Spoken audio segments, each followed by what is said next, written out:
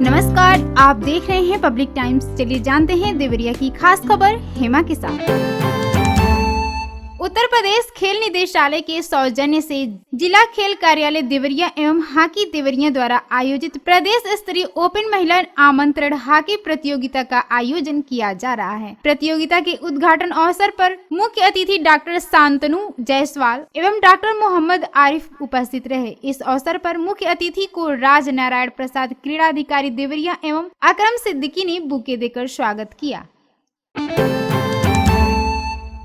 मौसम बदलने का असर बड़ों ही नहीं बच्चों पर भी स्पष्ट दिखाई देने लगा है। मेडिकल कॉलेज में पीडियाट्रिक इंटेंसिव केयर यूनिट से लेकर बच्चों के वार्ड तक सभी फुल हो गए हैं। चिकित्सक व पैरा मेडिकल स्टाफ दवा करने में जुटे हैं, पर बच्चों की संख्या कम होने का नाम ही नहीं ले रही है। महर्षि देवरहा बाबा स्वशासी राज्य चिकित्सालय महाविद्यालय में PICU फुल रहा। कुछ बेड पर 2-2 बच्चे भर्ती कर दवा की गई। PICU के 15 बेड और जनरल पीडियाट्रिक वार्ड के 20 बेड को मिलाकर कुल 35 बेड पर 47 बच्चे भर्ती मिले। एक बच्चे की आंत फंसने के चलते चिकित्सकों ने BRD मेडिकल कॉलेज रेफर कर दिया। हालांकि बच्चे के अभिभावक देर तक चिकित्सा की जगह को लेकर उधेड़बुन में लगे रहे। वहीं 5 बच्चों को स्वास्थ्य लाभ मिलने पर डिस्चार्ज कर घर भेज दिया गया। भर्ती बच्चों में अधिकांश मौसमी बीमारियों से ग्रसित हैं। लगभग 15 बच्चे झटका के रोग से ग्रस्त होने के चलते भर्ती कराए गए हैं। वहीं करीब 10 बच्चे निमोनिया से पीड़ित हैं। इसके अलावा बुखार, सर्दी आदि से पीड़ित बच्चे भी बड़ी संख्या में भर्ती किए गए हैं। विकासखंड परिसर बरहज में दीनदयाल उपाध्याय ग्रामीण कौशल्य योजना अंतर्गत उत्तर प्रदेश कौशल विकास मिशन, राजकीय औद्योगिक प्रशिक्षण संस्थान एवं जिला सेवा योजना कार्यालय के संयुक्त तत्वाधान में विकासखंड स्तरीय रोजगार मेले का आयोजन किया गया। इसमें कुल 102 को नियुक्त पत्र मिला। मेले का उद्घाटन टन ब्लॉक प्रमुख सुभाष प्रसाद के द्वारा किया गया। उन्होंने रोजगार मेले में प्रतिभाग करने वाले युवाओं का उत्साहवर्धन करते हुए कहा कि जो नौकरी आपको रोजगार मेले के माध्यम से मिल रही है उसको अवश्य ज्वाइन करें एवं जो युवा नौकरी के बजाय स्वरोजगार करना चाहते हैं वे सरकार द्वारा चलाई जा रही योजनाओं से अपना स्वरोजगार स्थापित कर अन्य युवाओं को भी रोजगार प्रदान कर सकते हैं तथा मेले में चयनित अभ्यर्थियों को नियुक्ति पत्र वितरित किए। रोजगार मेले में 205 अभ्यर्थियों ने प्रतिभाग किया एवं रोजगार मेले में उपस्थित 5 कंपनियों के द्वारा मेले में प्रतिभाग करने वाले अभ्यर्थियों का साक्षात्कार लेकर 102 अभ्यर्थियों का चयन किया गया। भाटपारा रानी में श्रीरामपुर थाना चकिया कोठी स्थित मैदान में गुरुवार की शाम 4 बजे भोजपुरी के स्टार कलाकार खेसारी लाल यादव ने अपने अंदाज में लोगों को झूमने को विवश कर दिया। मंच पर आते ही उन्होंने माइक संभालकर क्षेत्र के नौजवानों को संदेश देते हुए कहा कि मैं आप ही की तरह गरीब घर में पैदा हुआ बालक हूँ। गरीब घर में पैदा होने से कुछ करने का अवसर मिलता है। राम वन गमन से लौटने पर ही पुरुषोत्तम कहलाएं। उन्होंने गीतों का आरंभ गणेश वंदना और देवी गीत से किया। फोटोकॉपी मशीन मंगाकर देने को 80,000 रुपए लेने के बाद भी मशीन नहीं देने तथा पैसा भी वापस नहीं करने की शिकायत एक व्यक्ति ने पुलिस अधीक्षक से की है। इसमें आरोप लगाया है कि पैसा लेने वाला मांगने पर जान माल की धमकी दे रहा है। शहर के अमेठी रोड निवासी निर्मल कुमार त्रिपाठी ने SP से शिकायत की है कि उनकी पोस्ट ऑफिस के पास फोटोकॉपी की दुकान है। उन्होंने एक व्यक्ति से 40,000 में फोटोकॉपी मशीन लिया था जो अच्छा कार्य कर रहा है। व्यक्ति के कहने पर दूसरा फोटोकॉपी मशीन मांगने को दिसंबर 2023 में 80,000 रुपए दे दिया। उसने कहा कि कुछ दिनों में मंगाकर मशीन उपलब्ध करा देंगे, लेकिन वह टाल मटोल करता रहा। उसने जो मशीन मंगाया वह पुराना व रंगा हुआ था तथा देखने में ही खराब लग रहा था। उन्होंने मशीन लेने से इनकार कर दिया तो उसने दूसरा मशीन 20 दिन में मंगाकर देने को कहा, लेकिन उसने न तो मशीन दिया और न ही पैसा वापस किया। पैसा मांगने पर जान माल की धमकी दे रहा है। उन्होंने केस दर्ज कर पैसा लेने वाले व्यक्ति के खिलाफ कार्रवाई व पैसा वापस दिलाने की मांग की है। माध्यमिक शिक्षा परिषद द्वारा संचालित बोर्ड परीक्षा में गुरुवार को पहली और दूसरी पाली को मिलाकर कुल 10,919 परीक्षार्थी अनुपस्थित रहे। सबसे अधिक हाई स्कूल में सुबह की पाली में विज्ञान विषय के 6,549 परीक्षार्थियों ने परीक्षा छोड़ दी। दोनों पालियों में किसी परीक्षा केंद्र पर एक भी नकली पकड़े नहीं गए।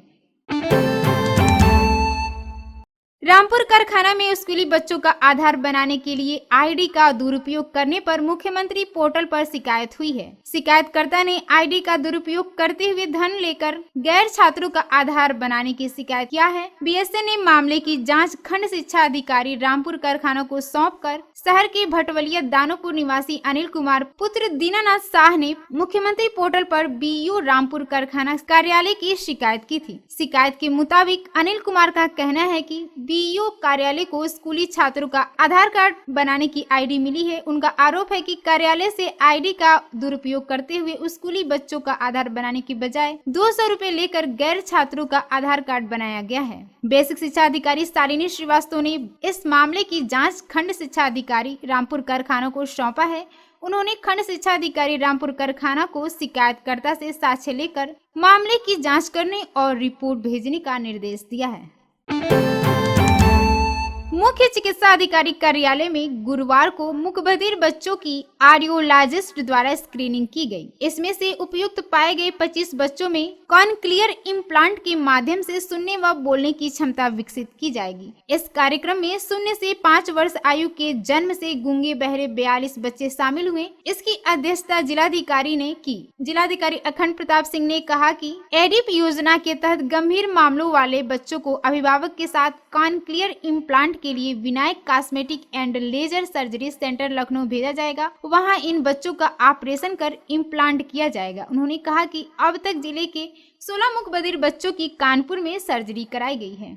जिलाधिकारी ने बताया कि 6 वर्ष के देव मौर्य की कॉन्क्लियर इम्प्लांट की सर्जरी मेहरोत्रा ईएनटी अस्पताल में कराई गई थी। सर्जरी के बाद 2 वर्ष स्पीच थेरेपी लेने के बाद अब वह सामान्य बच्चों की तरह बोल सुन सकता है और स्कूल भी जाता है। सीएमओ डॉक्टर राजेश झा ने कहा है कि आरबीएसके योजना के तहत बच्चों में होने वाली 43 तरह की बीमारियों का पता लगाने के लिए आंगनबाड़ी केंद्रों व सरकारी विद्यालयों पर स्क्रीनिंग कैंप लगाकर बच्चों की जांच की जाती है। बहरेपन की समस्या से बच्चों को बचाने के लिए समय रहते इलाज बहुत जरूरी है। इसके लिए माता पिता दोनों को ध्यान रखने की आवश्यकता है। बहुत सारे बच्चों में जन्मजात बहरेपन और नहीं बोल पाने की जानकारी माता पिता को नहीं हो पाती है। मदनपुर क्षेत्र के महिला महाविद्यालय में स्मार्टफोन वितरण कार्यक्रम आयोजित किया गया, जिसमें तृतीय वर्ष की छात्राओं में स्मार्टफोन वितरित किया गया। देवपार स्थित मानती देवी विश्वनाथ महिला महाविद्यालय में शासन की ओर से छात्राओं में स्मार्टफोन वितरण किया गया।